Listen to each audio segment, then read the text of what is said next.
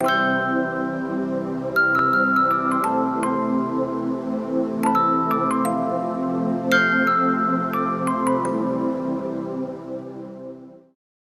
शुरुआत होती है जब मैं बहुत छोटा था, स्कूल में पढ़ता था, तो अराउंड थर्ड क्लास में कंडीशन घर की समझ में आ जाती, थोड़ा बहुत काम खर्चे पूरे नहीं हो रहे, तो मैंने पापा से बोला कि मैं भी कुछ करना चाहता हूँ।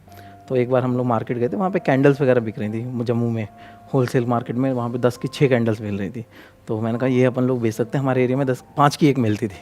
तो पापा ने वहाँ से ली और कुछ दिलवा दी। तो मैं कोचिंग से, ट्यूशन से आते थे स्कूल से शाम को, एक रोड किनारे छोटा सा पेपर वगैरह बिछाया, एक छोटी सी चेयर लगाई और वहाँ पर कैंडल सेल किया करता था थर्ड स्टैंडर्ड से।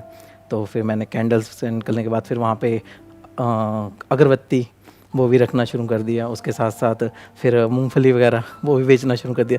तो थर्ड क्लास से लेकर लगभग 6-7 क्लास तक मैं लगातार ये काम करता रहा। पटाखे भी बेचता था बीच में दिवाली के टाइम पर, और भी कुछ छोटे मोटे काम शुरू करना कर दिया। फिर 9th क्लास में एक एक्सीडेंट ऐसा हुआ कि जिस एरिया में हम लोग जम्मू में रहते थे वहाँ पर टेररिस्ट अटैक हो गया।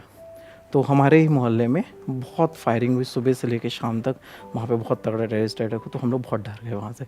और उसी टाइम पर अगर समर वेकेशंस चल रहे थे, तो वहाँ पर कुछ कर्फ्यू वगैरह लगना शुरू हो गया। वहाँ पे आम बात है, बहुत कर्फ्यूज़ लगते हैं। 3 महीने जैसा लॉकडाउन में बंद रहा पूरा, वैसा वहाँ पे 3 महीने तक पूरी इकॉनमी बंद रही। सुबह 4-5 बजे करीब खुलता था मार्केट, 1 घंटे के लिए, और बस पूरा बंद। तो हम लोगों की फाइनेंशियल कंडीशन बहुत ख़राब हो गई। उस कंडीशन पापा का तो बिल्कुल ही, हम लोग बहुत ही घाटे में चले गए। आपके पापा क्या करते थे? मम्मी हमारी लेबर काम करती थी, पापा एक किसी दुकान पर, एक बोलते हैं ना सर्वेंट की तरह, एक रफू बोरे होते हैं, बोरे जिसमें गेहूं भरा जाता है, तो वो गेहूं भरने वाले बैग्स को रिपेयर करने का काम करते थे।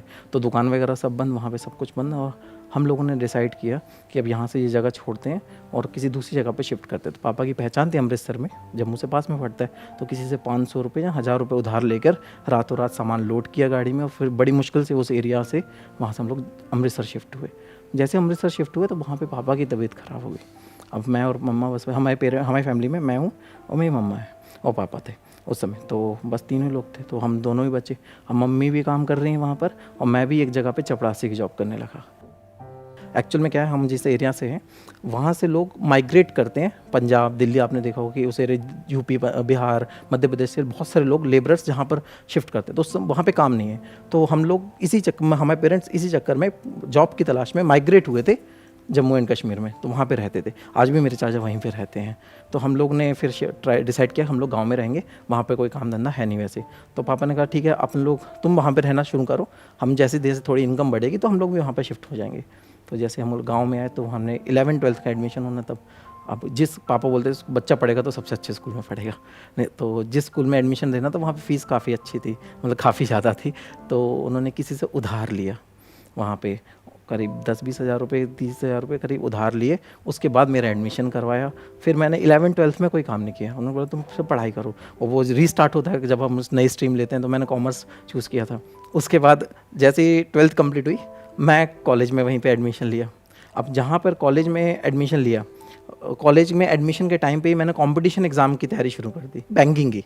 और जैसे ही वो प्रिपरेशन शुरू की, उसके कुछ दिनों बाद ही नोटिफिकेशन आ गया कि अब मिनिमम क्वालिफिकेशन बैंकिंग के लिए ग्रेजुएशन होनी चाहिए। मैंने कहा यहाँ पे भी फीस बर्बाद की। फिर जैसे तैसे ग्रेजुएशन में आए, तो फर्स्ट ईयर में तो ठीक है, कॉलेज गए रेगुलर, लेकिन कंडीशन फिर और ज़्यादा ख़राब होने लगी, क्योंकि कुछ खर्चे मैनेज नहीं हो रहे थे, कॉलेज की भी फ़ीस देनी थी, पापा अभी भी वही काम कर रहे थे, उनको करीब 160 रुपये एक दिन के मिल रहे थे वहाँ पे। तो वो अमृतसर में ही थे, डेली काम करते जा रहे थे। और आपके कोई भाई बहन नहीं है? मैं सिंगल चाइल्ड हूँ, इसलिए मैं इस बैकग्राउंड से थोड़ा सा इम्प्रूव हो पाया, क्योंकि घर में एक ही बेटा था, तो घर वालों ने जितनी भी कमाई हो सकती थी वो मेरे ऊपर लगा दी। जैसे तैसे मैनेज करके उन्होंने मेरे को पढ़ाने में पूरा पैसा खर्च किया। फिर ग्रेजुएशन के फर्स्ट ईयर के बाद ही मैंने एक भैया मिले वहाँ पे, कोचिंग में ही जाता था वहाँ पे, तो उन्होंने, भैया ने देखा कि मैं दिन भर कोचिंग में बैठा रहता हूँ, उन्होंने मेरे को हेल्प की जॉब के लिए। एक जॉब मिली मुझे नागपुर में, उनकी मार्केट रिसर्च की जॉब थी, फील्ड वर्क करना पड़ता था इस शहर से उस शहर, और मेरे को ट्रैवलिंग में शुरू से इंटरेस्ट था। मैंने कहा ये जॉब बहुत बढ़िया है, घूमने को भी दे रहे हैं, पैसा भी दे रहे हैं, और काम करने में मज़ा आ रही है। और मैंने इस कोई मध्य प्रदेश और छत्तीसगढ़ का हर एक शहर कवर कर लिया। उसमें एक एक सिटी में जाकर अच्छे से अच्छी इंडस्ट्री में, लोअर से लोअर ग्राउंड, गलियों में, हर जगह पे सर्वे किए। पूरा मार्केट में कोई डेली का 300-400 किलोमीटर ट्रैवल करना पड़ता था। फिर उसके बाद जैसे ही ग्रेजुएशन कंप्लीट हुई मैं फिर पापा के पास गया अमृतसर, पापा भी वहीं पे थे। तो जहाँ पे वो काम कर रहे थे वहाँ पे एक इंडस्ट्री बन रही थी, जिन ऑनर्स के पास वो काम करते थे वहीं पे उनकी एक फैक्ट्री लग रही थी।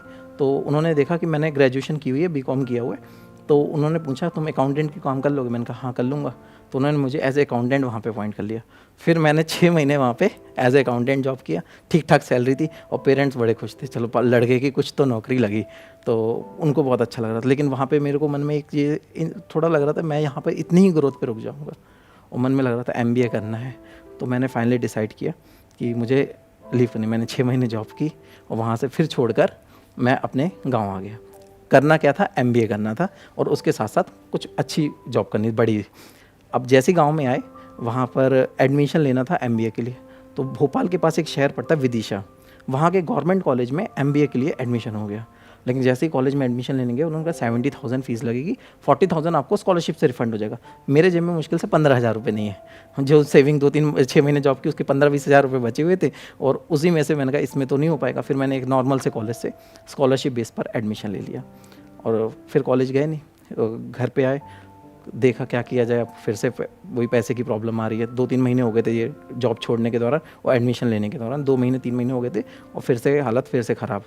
तो फिर मैंने डिसाइड किया कि क्यों ना, कुछ बच्चे मेरे मोहल्ले के कुछ लोग जानते थे कि मैं थोड़ा बहुत पढ़ा लिखा हूँ, तो मोहल्ले के लोग मेरे को अपने बच्चों को भेज देते थे अपने घर पे शाम को, बोले थोड़ा बहुत इनको पढ़ा दो। तो जिस स्कूल में मैं 11th-12th में पढ़ा था उसी स्कूल में गया मैं अप्लाई करने के लिए। तो वहाँ पे मैं गया तो था कॉमर्स बिजनेस स्टडीज़ के लिए कि मैं बिज़नेस स्टडीज़ पढ़ाना चाहता हूँ, लेकिन वहाँ पे वैकेंसी नहीं थी कोई, और उन्होंने कहा कि आप कंप्यूटर टीचर पढ़ाना चाहें तो हम आपको रख सकते हैं। तो मैंने वहाँ से टीचिंग शुरुआत की और वहाँ पे वो स्कूल बहुत बड़ा था, बहुत बड़ा स्कूल था। तो वहाँ पे एक चीज़ बहुत अच्छी मिली, सीखने को बहुत कुछ मिला। क्लासेस कैसे अटेंड करते हैं, बड़ी क्लास को कैसे हैंडल करते हैं, बड़े टीचर्स जिनके साथ जिन्होंने हमें पढ़ाया तो उनके बीच में रहने को मिला, तो टीचिंग सीखने को मिला।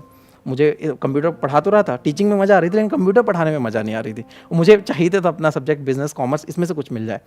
तो मैंने एक दिन अपने रिज्यूम लिया, उसको मैंने 8-10 फोटोकॉपी करवाई और शहर के जितने भी स्कूल थे सब में जाकर दे आया मुझे कॉमर्स पढ़ाने। और किस्मत अच्छी थी तो बस स्टैंड के पास ही एक स्कूल था और उन स्कूल वालों ने मुझे हायर कर लिया। ये किस्मत अच्छी नहीं थी, ये बेसिकली आपने एक्शन लिया। तो जब एक्शन लेता है ना इंसान, तो उसमें प्रोबेबिलिटी बीच में आ जाती है कि आपने 8 को दिया तो एक आध तो कोई ना कोई तो कॉल करेगा ही ना। बिल्कुल बिल्कुल। तो अब आपको वहाँ से कॉल आ गई, आप वहाँ पे चले गए और आपने ज्वाइन कर लिया। अब ज्वाइन कर लिया, ठीक है। और ज्वाइन किया तो उसके बाद जब ज्वाइन किया तो स्टार्टिंग से ही जिस दिन से मैंने पढ़ाना शुरू, उस सब्जेक्ट में इंटरेस्ट था, तो वो एनर्जी डबल निकल के आई और टीचिंग का एक्सपीरियंस आ ही चुका था। हेजिटेशन जो क्लास के सामने होती वो पूरी ख़त्म हो चुकी थी, तो बच्चों को बहुत पसंद आया। और फिर सब लोगों ने अप्रोच किया कि सर हम आपसे बाकी सब्जेक्ट्स भी पढ़ना चाहते हैं, तो कोचिंग्स लिए। तो वहाँ से लाइफ में थोड़ा सा यू टर्न आना शुरू हुआ। थोड़ी सी अर्निंग, अब जितनी मैं सोच रहा था कि 10-12 हज़ार हो जाए, वहाँ से 30-40 हज़ार पहुँच गई। और वहाँ से फिर मैंने अपने घर की जो नीड्स पूरी नहीं हो रही थी उनको फुलफिल करना शुरू किया। घर का गैस कनेक्शन लिया, पहले अब घर में चूल्हे पे खाना बनता था, स्टोव पे खाना बनता था, तो पहला गैस कनेक्शन लिया, बिजली का कनेक्शन करवाया। उसके साथ साथ फिर थोड़े 1 साल करीब 6 महीने के करीब हुए थे जॉब करते, फिर मैंने अपनी पहली बाइक खरीदी। तो आपके पेरेंट्स का क्या रिएक्शन था, आपके फादर का, मदर का? फादर इतने खुश थे कि चलो लड़का कुछ अच्छा करने लगा है, और अब वो गांव वहाँ की जो छोड़ छाड़ के रहने लगे थे, आपके पास ही आ गए थे? हाँ, वहीं पास पे, आ गए थे, गाँव में आ गए। हाँ। और एक चीज़ और, थोड़ी सी जब पता नहीं क्या होता है लाइफ में, जब कुछ अच्छा हो रहा तो साथ में कुछ पैरेलली बुरा भी होना शुरू हो। पापा की तबीयत ख़राब होना सेम टाइम पे शुरू हो गई। फिर उनको एक बार ग्वालियर में भी एडमिट करना पड़ा हॉस्पिटल में, बहुत 7 दिन 8 दिन एडमिट रहे। वहाँ से थोड़ा सा रिकवर होकर आए तो पता नहीं उनको जैसे शायद फील होने लगा होगा कि अब वो ज़्यादा दिन नहीं रह पाएंगे, तो उन्होंने कहा तुम्हारी शादी करवानी है। मेरी एज 23 या 24 के आसपास थी उस समय। मैंने कहा ठीक है, फिर मैं मना नहीं कर पाया उस स्टेज पे। तो शादी उन्होंने फ़िक्स की और शादी फ़िक्स हुई और उन्होंने वो डेट वेट निकली, और डेट उन्होंने पता नहीं, एक दिन मैं कोचिंग क्लासेस से घर आया था तो उन्होंने बोला जिस डेट पे शादी निकली है उसी डेट पे करनी है, चाहे मेरे को कुछ भी हो जाए। और उसके 1-1.5 महीने बाद वो एक्सपायर हो गए। वो 5 फरवरी को एक्सपायर हुए और 20 अप्रैल को मेरी शादी थी, तो 2 महीने 1.5 महीने पहले वो एक्सपायर हो गए। फिर मैंने उसी डेट पे उनके सारे रिचुअल्स वगैरह परफॉर्म करने के बाद शादी की तैयारी की, खुद ही अपने कंडीशन जैसे भी थी अपने मैनेज करके शादी की। उसके बाद फिर अब जैसे तैसे पढ़ा रहा था, वो नाम अच्छा खासा चलने लगा शहर में। जब मैं 13 में या 14 में, जो मेरे को एक्चुअल में याद नहीं है, फर्स्ट स्मार्टफोन खरीदा था अपना, वही मार्केट रिसर्च की जब मैं जॉब कर रहा था, तो मैंने उससे पैसे से फर्स्ट स्मार्टफोन खरीदा था। और वहाँ पर बस स्क्रॉल करते हुए आपकी वीडियो सामने आई थी और मैंने वहाँ से आपको देखा था, और उसके बाद से मैंने पता नहीं जितने भी आपके सेशंस थे एक लाइन से सारे देख दिए। और आज भी ऐसा कोई सेशन नहीं जाता होगा जो ना देखा हो। और साथ में जब वाइफ प्रेग्नेंट थी तो उस समय मैंने बोला और कुछ नहीं देखना है, कोई कार्टून नहीं, कोई वीडियो नहीं, सर के सेशन देखो। जो भी बच्चा होगा वो कम से कम पॉजिटिव मेंटलिटी के साथ आएगा। अब साथ में मेन ड्रीम तो वही था कि बिज़नेस करना है, ड्रीम था कि पब्लिक कंपनी बनानी है, अच्छी बड़ी कंपनी होनी चाहिए। तो स्टार्टअप आइडियाज़ इतने सारे शेयर किए मैंने बच्चों के साथ, बहुत सारे आइडियाज़ शेयर किए। उसमें से एक मैंने अपना खुद का था कि हेल्थ सेक्टर में, कोई फूड सेक्टर जो हेल्थी फूड्स हो, इसके में जाना है। और उसके टाइम पे लॉकडाउन लग गया और मैं टीचिंग ही कर रहा हूँ और कहीं पे ज्वाइन नहीं था, सिर्फ वो टीचिंग और कोचिंग, और एकदम से लॉकडाउन लगा, सब बंद। अब मैं फिर से उसी स्टेज पे जीरो पे आके खड़ा हो गया। स्कूल की इनकम जीरो, कोचिंग की इनकम जीरो, स्टार्टअप कुछ हुआ नहीं, सेविंग थोड़ी बहुत है और ये लॉकडाउन में ज़्यादा नहीं चल पाएगी। अब इस सेम टाइम पर वाइफ भी आ गई है, मम्मी भी है और मैं भी हूँ। फिर दिमाग में आया कि लॉकडाउन में एक चीज़ बस चल रही है, ग्रॉसरी, सब्जी और फ्रूट्स, तो क्यों ना सुबह से इनको डिलीवर करना शुरू कर दूं, जहाँ फिर सब्जी का कोई ठेला वगैरह लगाना शुरू कर दूं सुबह के टाइम पे, जिससे कुछ तो अर्निंग आएगी। ये सोच ही रहा था, इतने में एक कंपनी का, ऑनलाइन कंपनी का कॉल आ गया कि आप हमारे साथ लाइव पढ़ाना चाहते हैं। तो इनका डायरेक्ट कॉल नहीं आता, मैंने इनके प्लेटफॉर्म पर फ्री में लेक्चर्स डालना पहले से शुरू कर दिए थे। उनकी टीम का लॉकडाउन के 6 दिन बाद ही कॉल आ गया कि आप हमारे प्लेटफॉर्म पर लाइव पढ़ाना चाहते हैं। हमने कहा ठीक है, पढ़ाना चाहेंगे। तो वहाँ पे जैसे जैसे ज्वाइन किया, शुरू में लेक्चर्स कम थे, फिर बढ़ाए उन्होंने, फिर और बढ़ाए, और वहाँ से पूरे इंडिया में बच्चे, उनको शायद लेक्चर पसंद आए, जो भी जब मैं कनेक्शन अच्छे से बिठा पाया, बच्चों को अच्छा लगा और उन्होंने देखना, व्यूज़ अच्छे आने लगे और वहाँ से अच्छी ग्रोथ आना शुरू हो गई।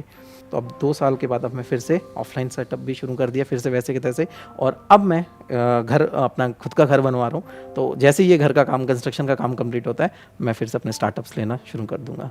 आपकी कहानी बहुत इंटरेस्टिंग है, बहुत इंस्पायरिंग है। आई एम श्योर वो लोग जो अभी देख रहे हैं हम लोगों को और इस कहानी को सुन रहे हैं, उनको बहुत कुछ सीखने को मिलेगा, बहुत इंस्पिरेशन मिलेगी। स्पेशली आप जिस बैकग्राउंड से आए हैं, जो आपने बताया कि जो आपके पेरेंट्स करते थे और आज जो आप कर रहे हैं और जिस लेवल पर कर रहे हैं, वो अपने आप में बहुत बड़ी अचीवमेंट है।